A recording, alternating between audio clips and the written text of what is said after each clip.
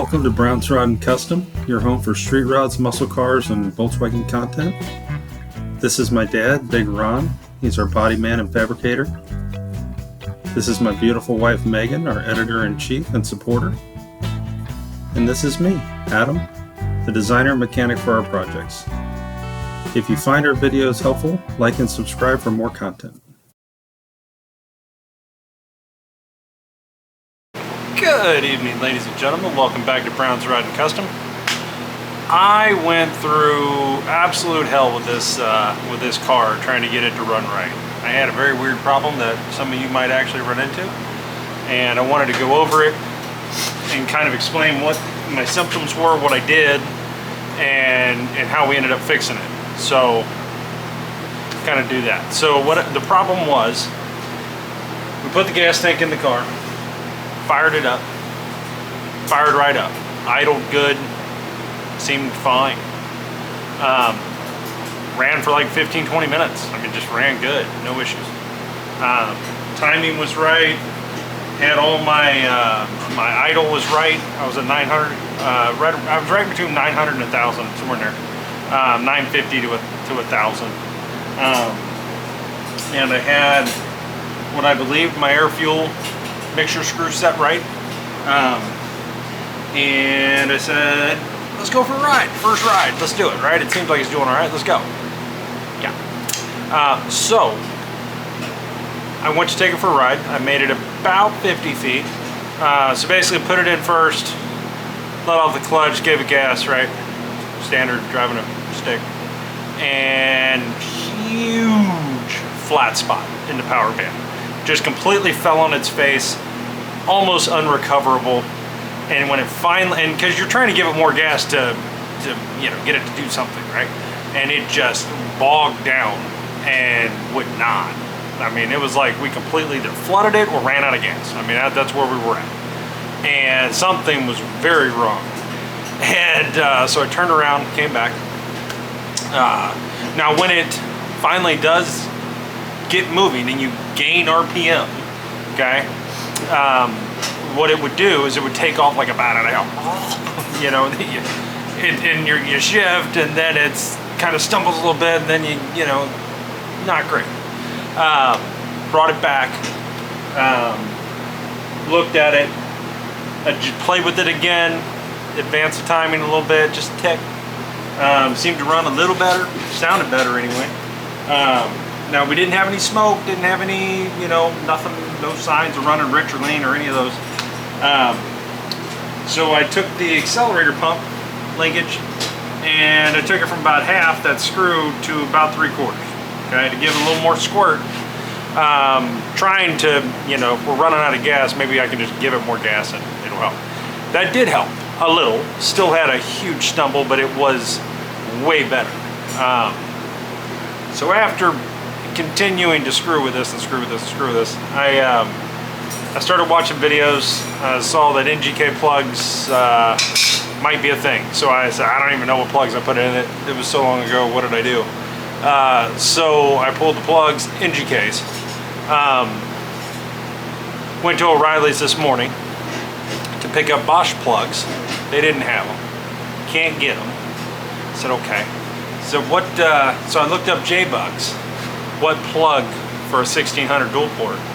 And it was the Bosch, and at the bottom it said, if you're looking for a good aftermarket replacement plug, try the NGK, I think it was like BR6, something like that, HR or something like that. And I said, okay. So they had those, and I said, cool, give me 4. So I brought it home, they're pre-gapped, I put them in. Ran a little better, right? My plugs were definitely fouled out, they were covered in black soot and, all the things. No oil, no fuel on them, just soot. So I changed out the plugs. Now the plugs I bought, that J-Bugs called out, and the plugs that I got from Fisher Buggies that they said would be right, were, I believe, 2 different heat cycles, heat ranges. Mine were like BR5, these were BR6. So I'm guessing there's a difference. The ones I got from O'Reilly's seemed like an 1/8 inch longer. They were just a hair longer, which is, whatever. So, yeah, so that happened. and it helped. Did not fix the flat spot. So the next thing we did is, you know, second guessed ourselves completely. Went through and rechecked everything, timing, everything, where we were, looking for vacuum leaks. I mean, just anything I could think of. I'm tightening everything down while I'm doing the plugs, and I found a few things. My boots here on the intake were a little, I got like a turn and a half on the screw on the clamp. Carburetor was I got about a half turn on the two nuts. So I mean, it wasn't, I put them on and did a video, and then I think I don't know, maybe they worked themselves loose. I don't know, maybe I forgot to tighten them down, but got that tight. When I realized everything's tight, I'm timed, blah blah blah. Okay, what the hell could it be? Still got a flat spot, runs like shit. What is it? So I remembered that when I bought the 34 pick 3 carburetor from J-Bugs, it came with a larger main jet and a larger main idle jet. And I thought, maybe this is the reason I kept these for the last 6 months. So I went and watched a video. Where the hell are the jets on this thing? I've never done this to a Volkswagen carburetor, so let's just, you know, fuck around and find out. So watched some videos, and Jesus, Ron's spraying bug spray. Anyway, I watched some videos. I saw where it was. So I don't know if you guys can see this here. I'll tell you what, I'll get into that in a minute. I'll get you in here and show you where it's at. So I tried to do this on the car, okay? There's a bolt here, okay, on this side of the carburetor, driver's side. You take that out. Inside, you take a flathead screwdriver, a smaller one, and you unscrew it, and it should come out. Little brass float. It did. So it was stuck in there, and I couldn't get it out. So that led to taking the carburetor off. That was fun. Took the carburetor completely off. Glad I did. Set my accelerator linkage when I put it back together correctly. Went through this thing, made sure everything was super tight, and we were right where we needed to be. Got the two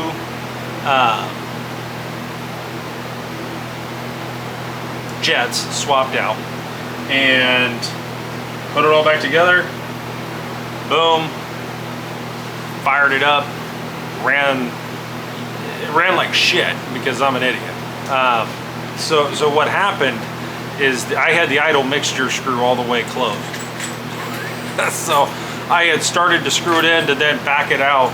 So basically, here's what I did. We started it, it's backfire, it's missing, it's black smoke, it's not great.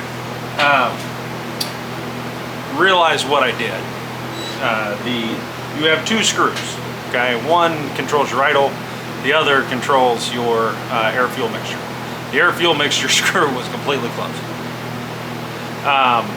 So what I did, I had shut the car off, and then I took the idle screw and the air-fuel screw all the way closed, and then backed them out 3 full turns, each one, okay? To get a baseline. I've heard that's kind of, I saw that in a bunch of videos and stuff. That's a good starting point, right? The car will start with that, right? And not be what mine was doing. So I did that. And all of a sudden the car came to life. And we fired it up, and it was running good. I mean, it was perfect. And I started going, oh shit, okay. Idle was low. I had to sit there and adjust the idle. Now, for those of you that don't have one of these, get one. The Harbor Freight Zurich timing light, it's like $95, $99, something like that. It's about $100, worth every penny. It's got a tack on it, so I could see what RPM I'm running.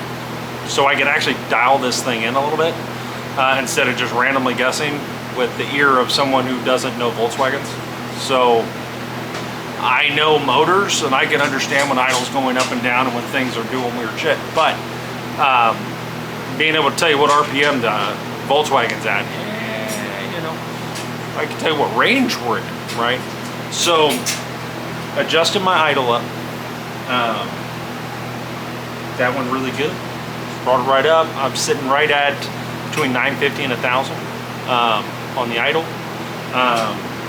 I took the air fuel mixture, I ran it in until it started to want to die. The engine wanted to choke out a little bit, backed it back off a couple turns until I could physically hear it running right, and my RPMs were right. Okay, so when you start adjusting that air fuel, even if you've set your idle, it's going to change with the air fuel, go up and down a little bit. You're going to watch it, so you got to do little increments.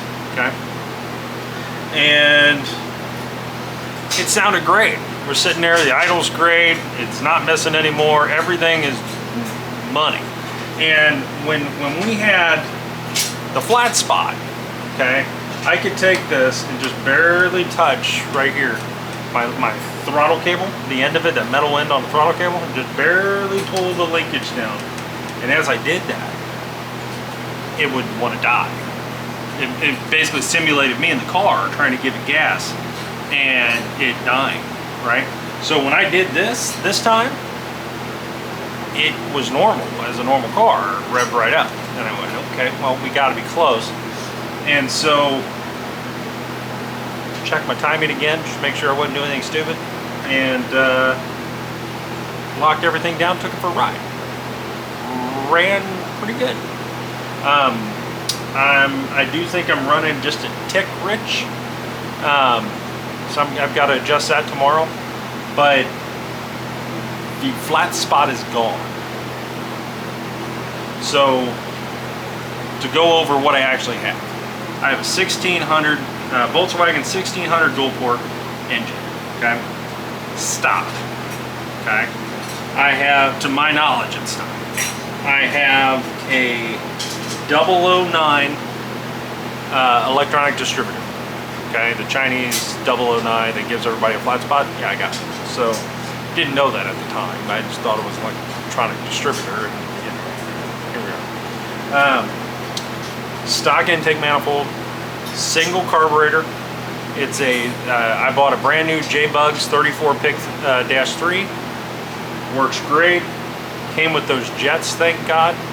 And the thing is, they give you those jets because in the fuel now, depending on what part of the country you're in, some parts of the country have more alcohol in the fuel, from what I understand, and you need bigger jets so you get the actual right amount of fuel because there's a lot of alcohol or something in it. So it kind of depends on where you're at, I guess. But anyway, I put them in. So if you're in Florida, put those in. You're gonna need it. And I've got the MP chrome generator. That's yeah, that's it.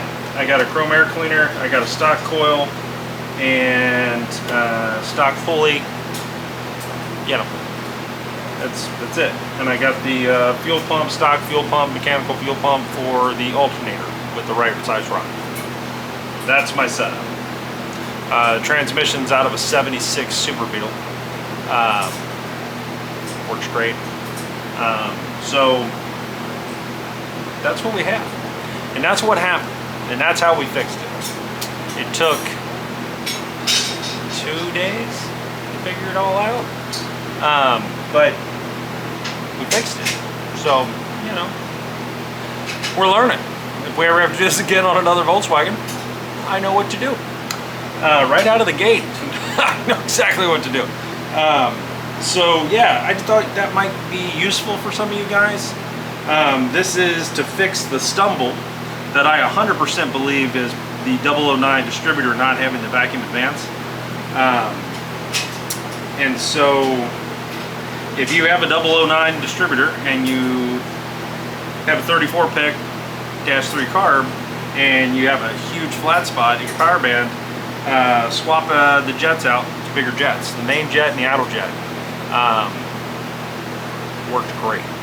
So that's what we did. So I just wanted to kind of let you guys know, because I know a lot of you guys have been kind of watching and going, you know, how the hell is he going to fix this? So this was a big deal. We are now in a position where this car is going to Louisville, barring the great flood or some, you know, horrible event. It'll be there. It will not be for sale unless somebody wants to finish it and give me a lot of money. And probably, you know, not in that point, but it will be there. We will be there. We will have our tent set up with our flag and we got some signs and some merch and stuff. And I got some literature on the wheels that are on here and the company to get them from and stuff. If anybody's interested in that, it doesn't help me at all. It's just I was there, and you know they gave me some stuff to give to you guys if you were asking at the show. But yeah, that's what we got. Let me show you where these jets are. Hold on, let me get you here. Okay, first jet is right there. That bolt back there. Okay, that one back there where my finger is. You take that out, and that's your main jet. Your other jet is right there next to the choke, somewhere down in there, right in the side of the carburetor. You just screw it out, screw the new one in. That's your main idle jet. And for those of you that don't know, this is your accelerator pump linkage. Get my track in here. Right here, this 8mm nut here. Actually, it's the 8mm nut back here. Is when you adjust. Yeah, so that's what you got, guys. We're up and running. Tomorrow, I'm working on the electric right now, but tomorrow we'll do a video on with it running. I'll take you for a ride in it, and we'll do all of that and go from there. So thanks for watching Brown's Rod and Custom. Hopefully somebody finds this useful. I would have gave anything for this video, honestly. But this seems to be the fix to this for this particular motor and this configuration with that distributor, with that carburetor. Needs bigger jets. So anyway, guys, hope you have a great night, great weekend, and we will see you tomorrow. Thanks for watching Brown's Rod and Custom. Please like and subscribe to the channel.